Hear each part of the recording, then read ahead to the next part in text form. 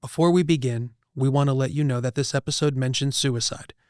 If this topic is difficult or harmful for you, please take care of yourself, and you can pause, skip this episode, or listen when you feel ready. Yes, bad things do happen, and it's okay to be upset, it's okay to be frustrated, but what do you do next? That is what defines you. Welcome to Climb Higher with Her, a podcast about women and their leadership journeys. I am Darlene Repollette, First Lady of Kean University in New Jersey, and your host. As a former corporate HR executive of 25 years, I have a passion for understanding what makes leaders thrive. We are going to speak with women leaders from government to business and everything in between to hear their stories, share their valuable lessons, and gain actionable wisdom. Welcome back to Climb Higher with Her. When it comes to career conversations, I'm sure you have heard about the ladder of success. Well, today's guest just didn't climb it. She sprinted up it. Imagine landing your dream job 2 weeks before you graduate college and then earning 3 promotions in rapid succession to become a director. That is the story of Brigitte Jean-Louis. She is the Director of Mission Advancement at the YWCA Princeton, and she is living proof that you don't have to choose between a high-growth career and following your moral compass. Brigitte is turning her passion for social justice into real-world programs that empower women and combat racism. She is here to share the reality of navigating that incredible transition from student to executive, the power of asking for help when you're stuck, and how she leads with both head and heart. I am thrilled to have her with us. Brigitte, welcome to the show. Thank you so much, Mrs. Repollette, for having me. This is the second time I've been on the Kean campus. This is fantastic. That's right. So we have to actually talk about that and clarify for folks, right? Because you did not graduate from the Kean Union campus. Tell us where you graduated from. Correct. So I was a Kean Ocean student, and with the proximity to home that came with that, and still being able to take Kean Union classes, but from the convenience of Ocean County, It was a very special experience being a Kean student. Very good. So welcome to the Kean Union campus, as you said, for the second time. And so, Brigitte, let's jump right in. As was said in the intro, you were hired at the YWCA Princeton 2 weeks before you graduated from Kean, and then inside of your first 13 months at the Y, you had been promoted 3 times, where you now serve as Director of Mission Advancement.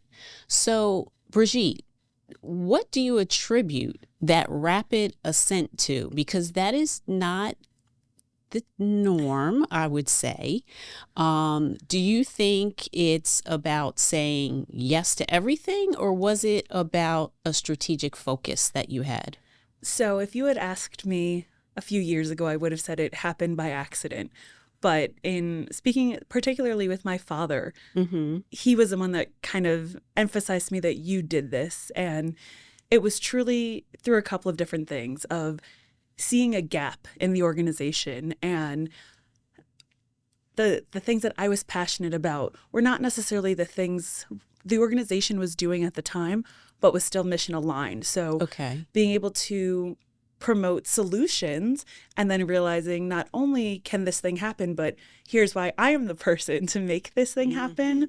I was very fortunate to be seen by my supervisors and recognize that I was hired in one role because that's what was open at the time. They got to know me and they got to understand how I work and what I'm willing to put forward, I then had this entire program built around me. So it's been a very, very special experience at the YW. Wow. So you're saying that, yes, you were hired for one particular thing, but you were outspoken enough, bold enough to make recommendations for other opportunities within the organization there at the Y, it sounds like you knew aligned with their vision and mission, but maybe they hadn't tapped into yet or accomplished yet. Is that right? Yes, correct. And it's what we do for our participants. It's what we do internally as well, is to be able to take lived experience and turn that into real life work. So one of the first things I was tasked with was, before I'd even started there, they had applied for a grant and put me down as a program director for this grant. And when they told me, I'm glad I said yes to the job. Right. The grant application was successful. But what was originally a computer program professional development workplace skill class, being able to then turn that into something else. So while we were initially using the program to put more women and marginalized groups in long-term careers, being in the Princeton area, that wasn't necessarily the demographic we saw sign up for the class. Okay. But then being able to pivot and recognize that, it's senior citizens that need these computer digital skills. Partnering with the local housing authority, working with them to then get their tenants council off the ground, to be able to digitalize some of these government applications that they would not have been able to access otherwise.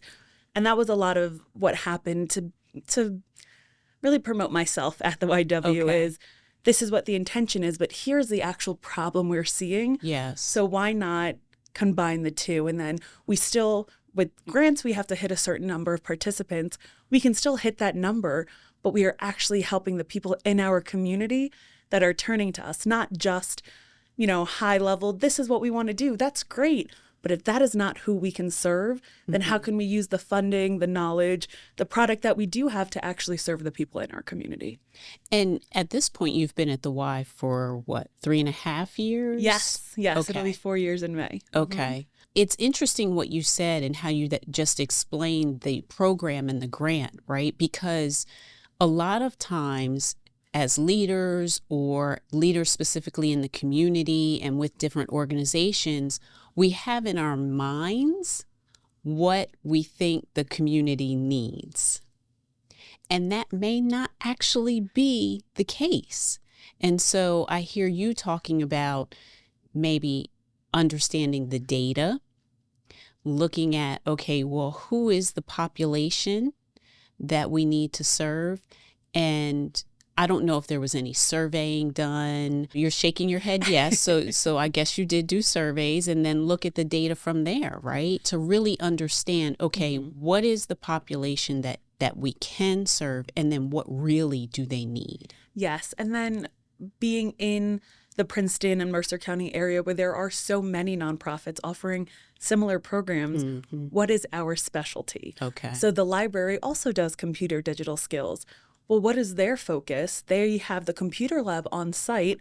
They're an open building. That's great. We became a mobile unit. So we bought laptops, we bought Chromebooks, we bought a computer cart. So my staff and myself could take the show on the road to really be able to meet people where they're at.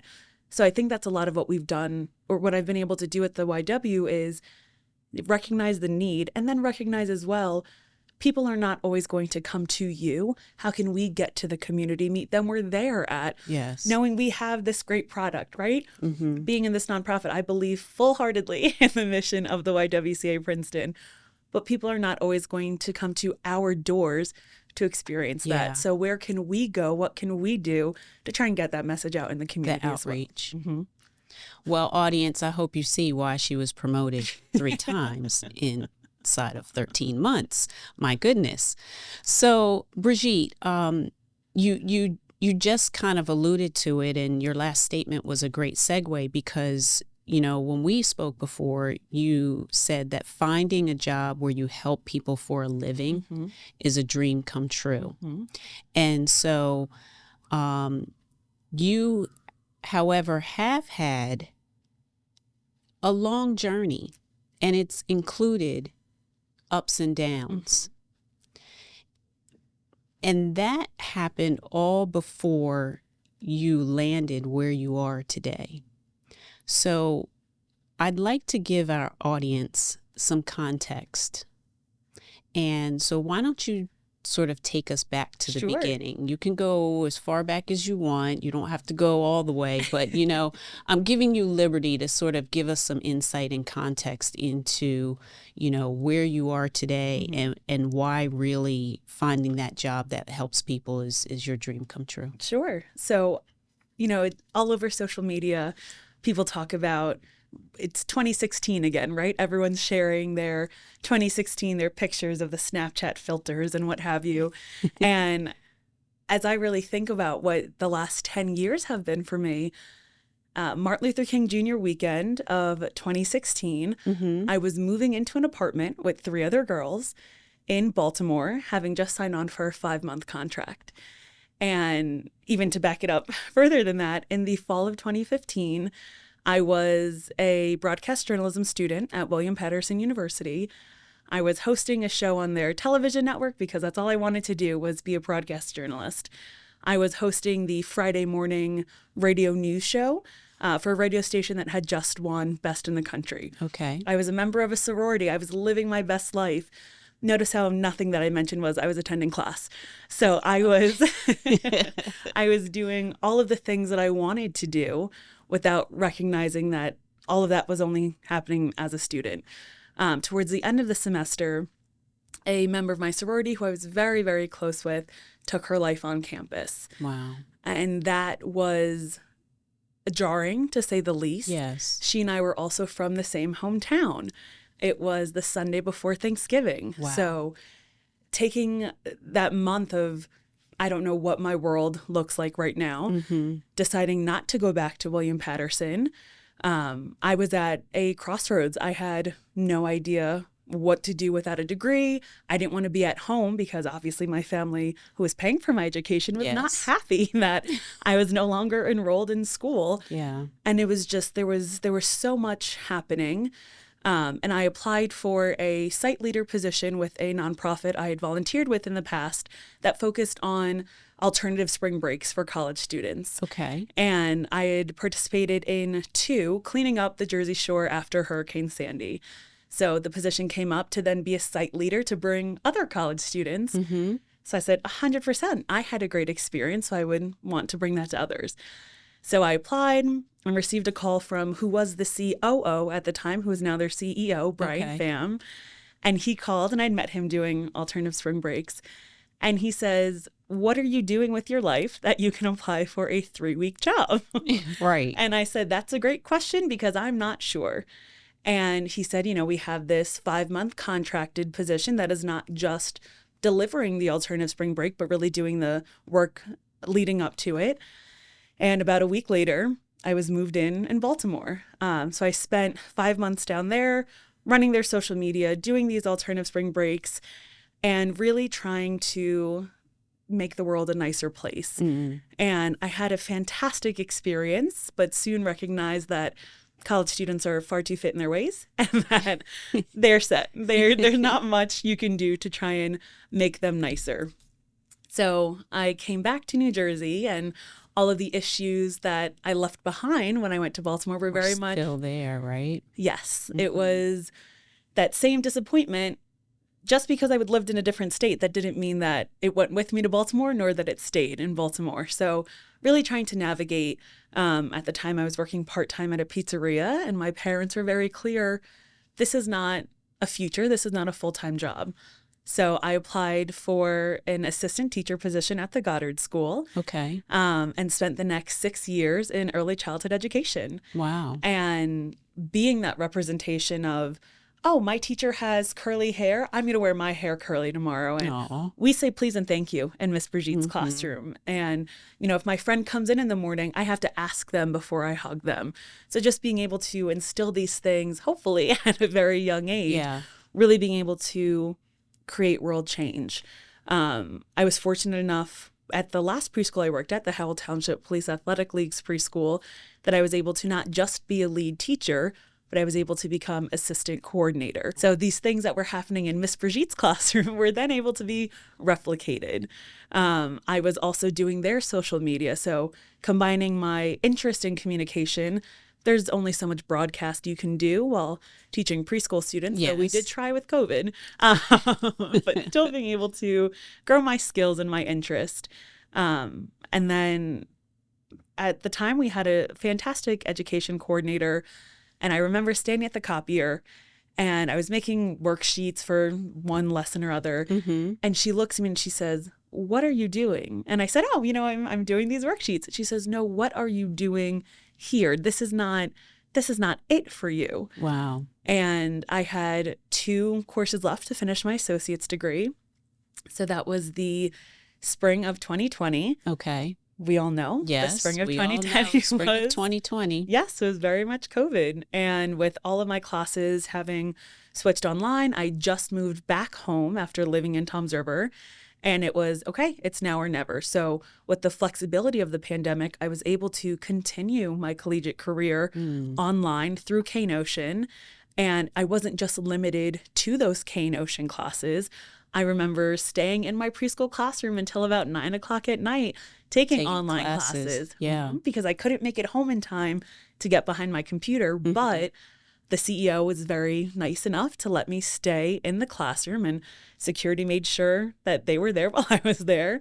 And I was able to really work and finish the degree and be in a much different mindset as an adult at that time, being in school full time and working full time, and recognizing that college is not just this hotel that my parents are paying for while I get to do whatever I want, but it is a means of moving ahead. And it was truly the pandemic. I remember my siblings who had all done things the correct way and were in positions where they had remote work flexibility. And I didn't. You can only do so much preschool online. Right. So I remember being so frustrated of, I have to go to work. I have to put myself at risk, living with my parents at the time. I'm then bringing all this back home. This cannot be my final stop. Yeah. So really using that of, this is not a situation I want to be in ever again. And now I work 1 day a week remotely. So really using all of these frustrations to recognize that if I want to change my situation, I have to do that You work. have to do it. Yeah. Exactly. Well, and there's so much in that story and in your journey, and that's why I really wanted you to tell it, because if we go back to your circumstances where you had experienced the sadness and the tragedy, right? And almost immediately, within, sounds like several weeks, moving out of state. And the revelation of what that later meant to you and what really was happening. And like you alluded to, well, when the 5 months was up and you moved back home, everything was still here. I liken it to the seeds being planted, right? In the preschool teaching, and being able to explain to the students, this is how we treat each other. These are the things we do. And yes, you progressed within the school, ultimately 2 schools that you worked at, realizing the impact along the way that you wanted to be able to make. And now you are doing that at the Y. And also, by the way, realizing that COVID, as horrible as that also was, there was a silver lining for you. So I guess what I'm trying to say, and I think the revelations over time that you have come to is, again, we're going to have those ups and downs, and the downs can be really bad. But sometimes something beautiful comes from that. And allowing yourself, which I'll be honest is something I've only learned very recently, giving yourself the grace to sit in it for a little bit. And yes, bad things do happen, and it's okay to be upset. It's okay to be frustrated. But what do you do next? That is what defines you. Yeah. Whether you sit and wallow, or a phrase my mother likes to say, if you pick yourself up and say, okay, I have to do this, the time is going to pass either way. So you can be upset, and you can let circumstances, whether mistakes on your end or outside of your control, you can let that define you, or it's how you come back from those and ultimately deciding to come back from them that then really shows who you are and what you're capable of. Yeah, your mom is full of wisdom, it sounds like. Listen, these immigrant Haitian parents, there is a Haitian Creole phrase for everything, and I'm very fortunate that they have imparted so much wisdom on myself and my siblings. Yeah, I love that. Another question that I wanted to ask you about and a situation I wanted to talk about is you have also been very open about your time here at Kean, where you ultimately had what you defined was a tearful conversation with someone in career services because you were struggling to find a full-time position.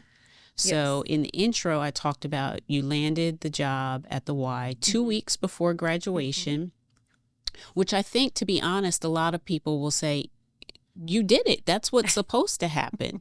But the time along the way and the stress leading up to that offer is what I want you to share. So take us back to that moment and what really was going on there. So I would say my senior semester, from February to May, I applied to no less than 300 jobs. Wow. And again, at that point, I was 28. I had been working full time, so I had real life experience. And it took me a long time to finish my undergraduate degree. So here I am feeling like the best thing in the world. I've accomplished this thing, which is huge for me. And it is. Yes. However, as did tens of thousands of other undergraduate students across the country. So I am applying for management level positions, and I am really looking at, though I was mostly an assistant coordinator at the preschool, I did run their social media. So I'm applying for social media exclusive jobs and these jobs that require 3 to 5 years of experience, because to me, I had that. And it wasn't until I really kind of accepted, no, you don't. You are very much entry level. And it was through that conversation with Paul Casey in the career development office as well, of why isn't anyone hiring me? Yeah. It's, well, what are the jobs that you are applying to? And these are not necessarily the best roles for you. And the job I applied to at the YW, it was their administrative coordinator, which was not necessarily a position that I needed my degree to have. But once I saw the mission of the work to eliminate racism and empower women, I wanted to be part of that in any way possible, because I didn't know that was something you could get paid to do. It was that intentional piece of, I don't just want to apply to this school district to do their social media because I worked at a preschool and I did social media, so that sounds like a good fit for me. It did. However, it sounds like a good fit for a lot of people. What is the thing that is calling me specifically? And then, as I mentioned before, what I could then offer that organization as well. Yes. And I've been very fortunate at the YW, not just in my career trajectory, but I work for an organization that really puts a strong emphasis in professional development and growing young leaders. So I was able to, about 9 months after I started, I attended the United Nations Commission on the Status of Women as a representative of YWCA. We are a federated model. So YWCA Princeton is one of, I believe it's 197 YWs across the country. Okay. We are then part of World YWCA. So being part of this thing that is much bigger than you, there are so many opportunities. So I was part of an emerging leaders cohort where I was with other women of color YW employees that we talked about how we can become better leaders and what we want to see happen and how we lead. So being able to get in this organization in one place, but then as well, I would not still be at the YW almost 4 years later if I was in this administrative coordinator role. Right. So being able to, as you mentioned, planting the seeds, not just accept, okay, this is where I'm at, but what is the plan for me? Both what is my plan here?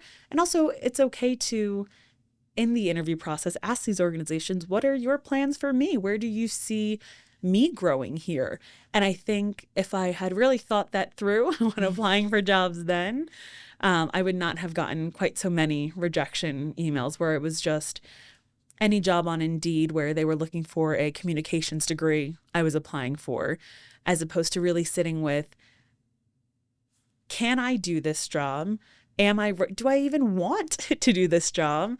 Or do I want to fit in with my classmates that are all announcing, oh, I just signed my offer letter and I get a cell phone and a laptop. I eventually got those things at the YW, and it was after that last director promotion that I finally kind of felt this is where I should have been then. But it is being willing to accept where you are, what you have to offer, and growing through there. So that time frame, your senior year, it's very, very difficult. And truly being able to lean into your resources and see, do you know anyone that's hiring? Do you have any leads on this position? Or I'm thinking about this. What can I do with that? Yeah. And really being able to ask those questions. And again, sit with yourself and say, right out of school, I mentioned I had a great experience in Baltimore. I was looking to move back to Baltimore. On what savings, with what was I going to get an apartment? So you can want to do all these great things, but you really kind of have to recognize, how does this fit into a greater picture for me? And am I ready for any of these big jobs or big plans that I have as well? So the key takeaways I hear you talking about are, again, back to strategy, right? So originally it sounds like those 300 jobs, well, that sounds impressive and a lot. And first reaction is, what? Why wouldn't anyone have hired you? You applied for 300 jobs, but there was no strategy to that. And I think you had said before, you applied all on Indeed, right? So just sending out the resume and no sort of true plan, rhyme or reason to those applications that you were submitting. Correct. So that's the first piece, is having a plan. And then thinking about inside of that plan, what really is the right fit for me with these different organizations that I'm applying to? Do my values align with the values of the organization?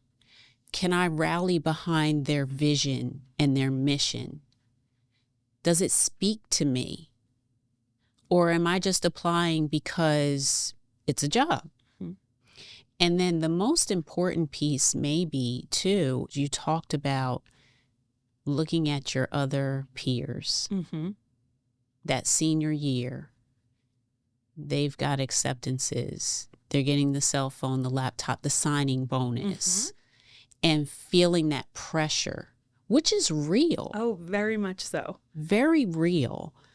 But how do you, and what's your recommendation on managing that and not letting it get the best of you? Because that happens in high school senior year when everyone's applying to, the best named school, colleges and universities.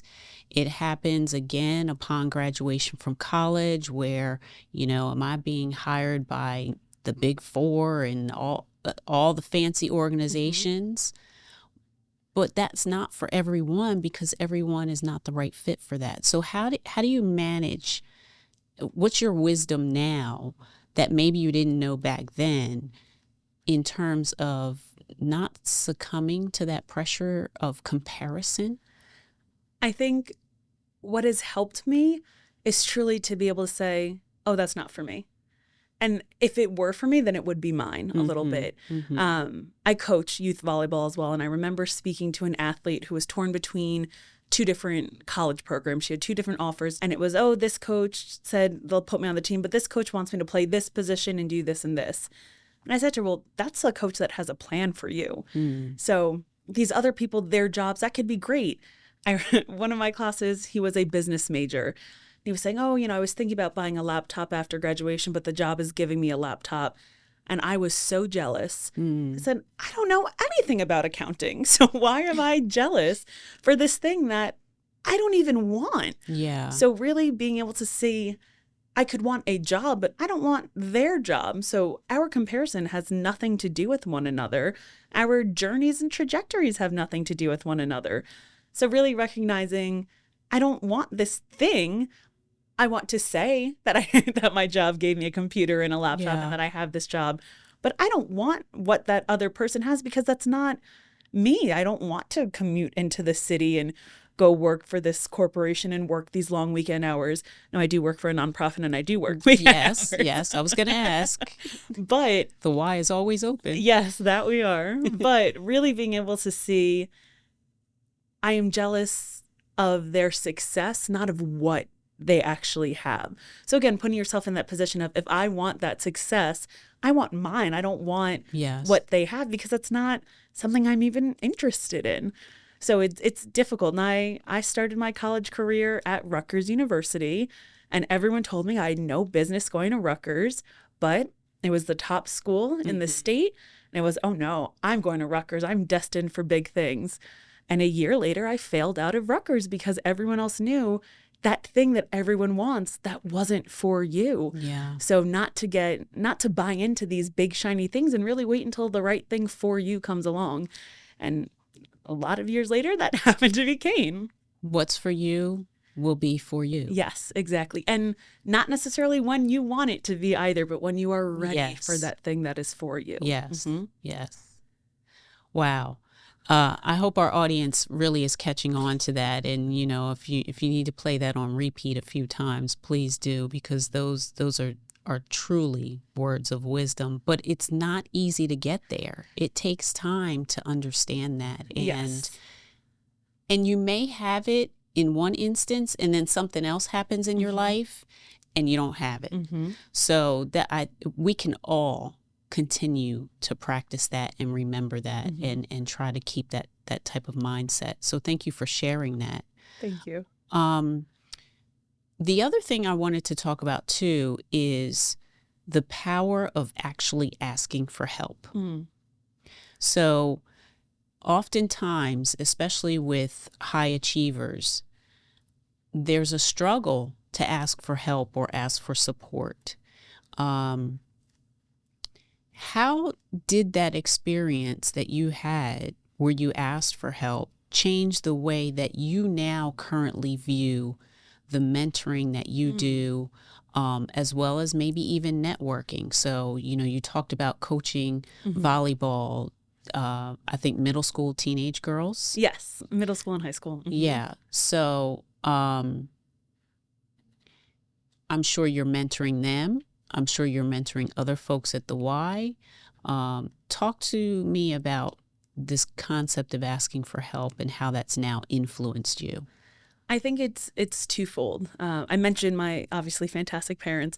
I have two older sisters that modeled so much for me. And I think that's where I start my view on mentorship, is to be that example.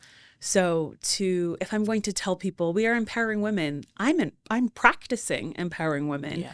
I am ensuring that if there's an opportunity, that my staff is coming with me. If I know about something happening in the community, I'm sharing with my interns. I'm sharing with other people, because it does me no good to gatekeep anything. Yeah. And the same thing with my athletes as well. I tell them often, I'm not telling you this because I don't want you to do it. These are things that I love the sport of volleyball. I've been playing for almost 20 years now. Oh, wow. So to be able to be now in a position where I can share my love of this thing with the next generation. Yes. It's never just volleyball, right? It is teaching them how to advocate for themselves as well. So if you want to be playing a different position, you have to talk to the coach about it. So how do you have that conversation? How do you build your confidence enough? And part of it for me is I was very fortunate enough to be raised, and my siblings as well, to be very authentic. Okay. So I try to model that. And I say it often at work. How lovely is it that I get to show up for my job 100% authentically myself?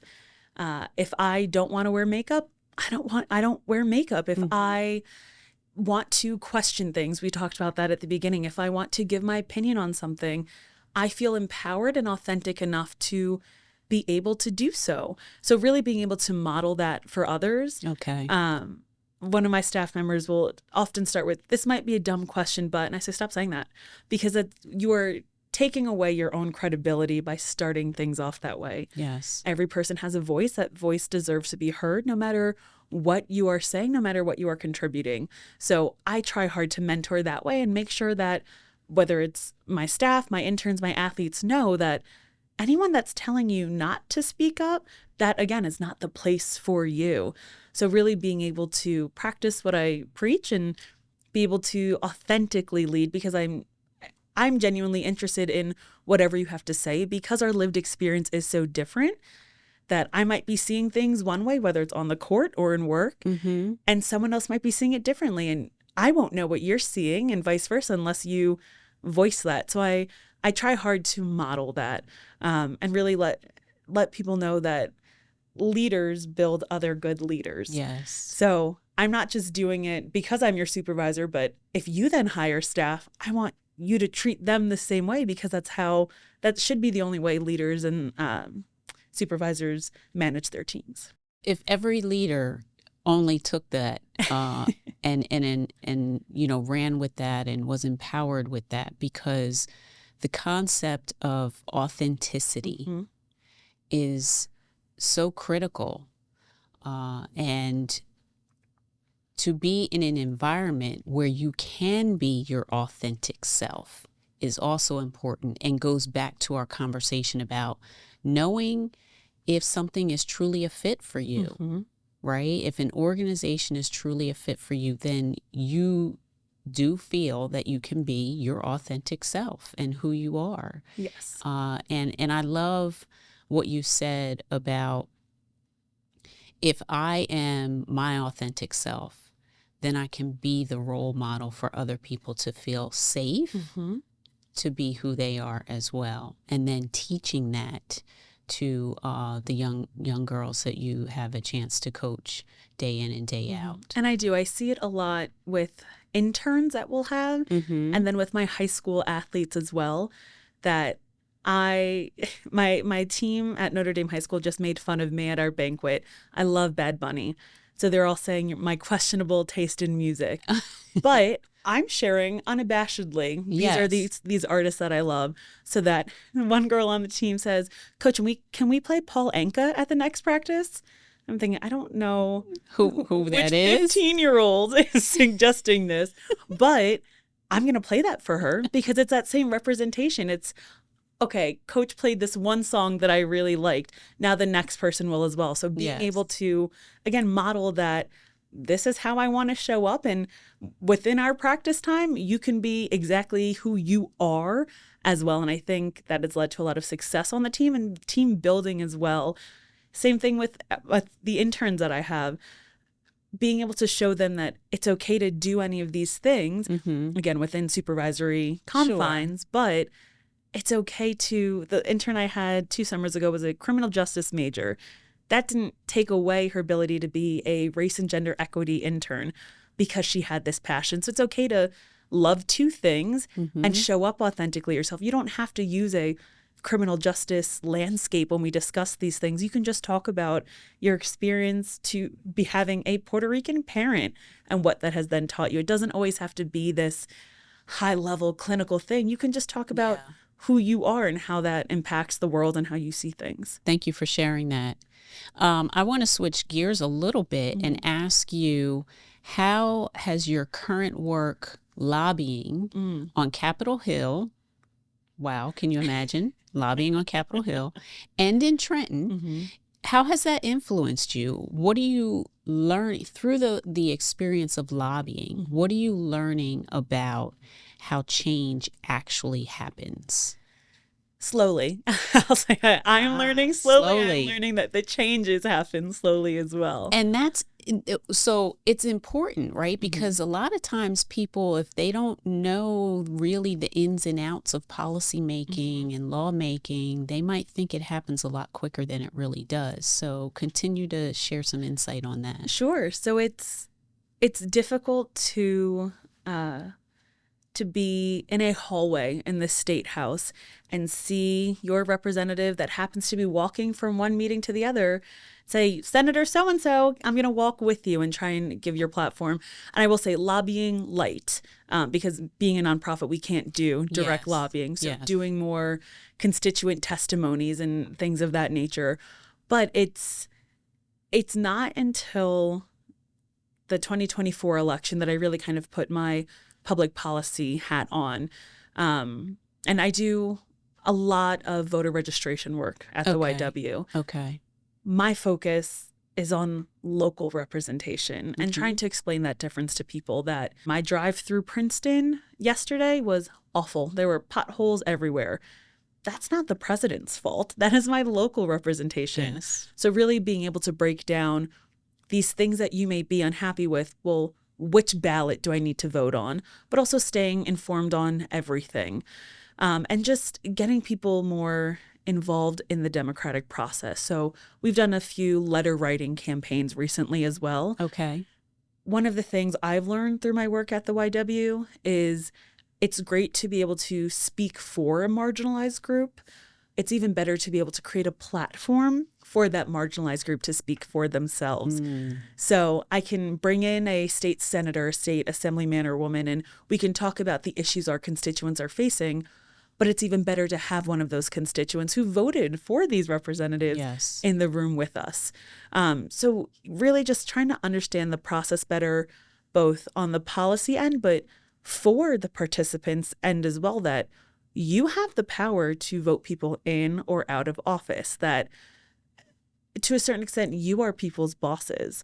So if there is a piece of legislation that you are very much in support of or not in support of, here's exactly where you can call this person and push for it. And we did that through we started really with the 2023 local elections at the YW, but building out our voter information hub that has our state representatives, here is their contact information. Our local Princeton representatives, here's their information. Our federal representatives, and I'll work closely with the marketing team, and we will post things on today is National Right to Congress Day. Here's all the sample emails for you to push our legislative priorities. If these things are important to you, then let's try and get momentum happening, and really just trying to build a movement through direct community support. Trying, as you said, trying to learn what is important to our community, but also get the community to understand, especially in the current political landscape, what is important to nonprofits and how can we make these two merge and really push momentum and try to create change. Well, and I really like how you made the distinction between organizations or you in your role advocating for the community, but then educating the community itself to go out and be their own self-advocates and opening opportunities for them to do that. Like you said, bringing someone with you, a constituent with you as you talk to someone in the assembly, and then educating through the website what are the different opportunities, local versus state versus federal politics, who are your representatives. So I like that a lot in terms of the broadness, right? And again, that distinction that you made. So with that, I have to ask, is there any interest in politics for you? Will we see you running for office in the future? That's a good question. I used to think so. Yeah. But I recently attended a political rally, and I remember from my vantage point looking out into the room, and first Congressman Herb Conaway walked out of one room, and out of that same room then walked Cory Booker, then walked Andy Kim, and then Mikey Sherrill came out. And where I used to think I wanted to be on that stage in the podium, to quote Hamilton, which got me through Kean undergrad. Let me just say thank you to Lin-Manuel Miranda. I want to be in that room. I want to be in the room where it happened. So I no longer feel the need to be in the public spotlight. I want to be in that room discussing policy. I want to be. You want to be at the table. Yes. I want to be able to say, I've been on the road. I've spoken to this group, that group. Here's what they're advocating for. These are your constituents. Can you schedule a meeting with them? How can we make this platform fit your agenda as well, being these elected officials?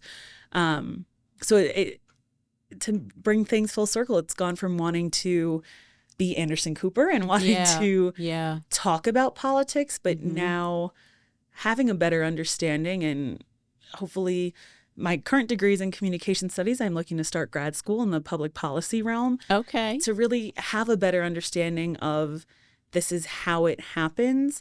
I want to help people get agenda push. I don't need to be the person saying yay or nay. However, I want to really be able to make sure, similar to what I was doing at the preschool, that on a larger scale, we can create more fixes for more people. And I don't think that necessarily includes me having a congressional office, but would love to be working in the government sphere. And so that goes back to your explanation, and your response to my question goes back to your strategic thought and planning of what really lines up with what you want to be doing, lines up with your values, lines up with what's the best fit for you. So I appreciate that. And I have to say, thank you for your insights and your vulnerability as you shared with us today. There's so much that we can learn from your story, and you've shared a lot with us today. So again, thank you. I want you to know you are an inspiration, and I hope our audience, maybe they'll rewind and press repeat a couple times and hear some of what you had to say. I would like to transition into our next segment, which is the rapid fire round at Climb Higher with Her. Okay. And let me just say thank you as well for the kind words as well. Absolutely. It feels very nice to be seen. So thank you. I appreciate that. Thank you. And so here we go. Nature walks or city strolls?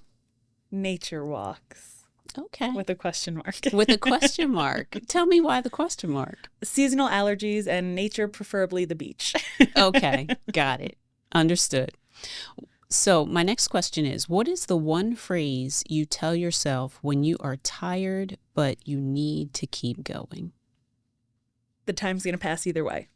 And you said that before. Yeah. The time's going to pass either way. Yes. So what are you going to do with it? Right? Exactly. Yep. Early riser or night owl? Night owl. Night owl, huh? Okay, I have a good one for you. Green thumb or chef's knife? Newly chef's knife. Newly chef's knife. My text messages with my mother will confirm that it is newly chef's knife. Yes. Okay. And finally, what is one daily habit you refuse to compromise on? I would say reading. Reading. Yes, whether it is listening to an audiobook or reading on a Kindle, I read just about every day. And are you reading business, nonprofit, or purely pleasure reading? I'm reading for me. Okay. My first job ever was working at a library, and it really, from then on, I read about a book a week, and it's really just to be able to have something for myself with a long commute, with long days, with a busy schedule. I truly just love different perspectives and reading as much as I can. Awesome. I love that. So, final question for you. What's the single most important thing you want our listeners to take away from today's conversation? I would say to know yourself and be honest with yourself as well. I mentioned in my college trajectory, if I were honest with myself at 17, I had no business going to Rutgers. When I went to William Patterson, I was not ready to go away to school. If I were honest with myself, I would have been living a very different life. But I'm so grateful for the lessons I have learned, and as I mentioned, for the things I've pulled myself out of and come out the other side. But I wish I knew then that it's okay to say I need more time, that I'm not ready to go away to school, that I'm not ready to just keep going, that it's okay to advocate for the things that you need because only you know what it actually is that you need. So I would hope that that piece, knowing yourself, what you can do, what you can't do, and what you're capable of would be the most important thing. So insightful. And we're just going to close out on that note because there's not much else to say. So in closing, Brigitte, listening to you today, it is so clear that your title might say director, but your spirit says world changer. You have accomplished so much already, but I have a distinct feeling that we are only witnessing the very first chapter of your story. And to our listeners, let Brigitte's story be your reminder, no matter where you're starting from or where you are in your journey, do not underestimate your capacity to climb. You have so much more to give, and just like Brigitte, you are becoming more every single day. Thank you for climbing with us. Until next time. Thank you for listening to Climb Higher with Her, a podcast produced by Kean, a proud research university. Subscribe, rate, and review wherever you listen to your podcasts. For more information, visit kean.edu/Climb Higher with Her. Thank you for listening. If you or someone you know is struggling with thoughts of suicide or emotional distress, you are not alone and help is available. You can call or text 988, the Suicide and Crisis Lifeline, anytime, 24/7.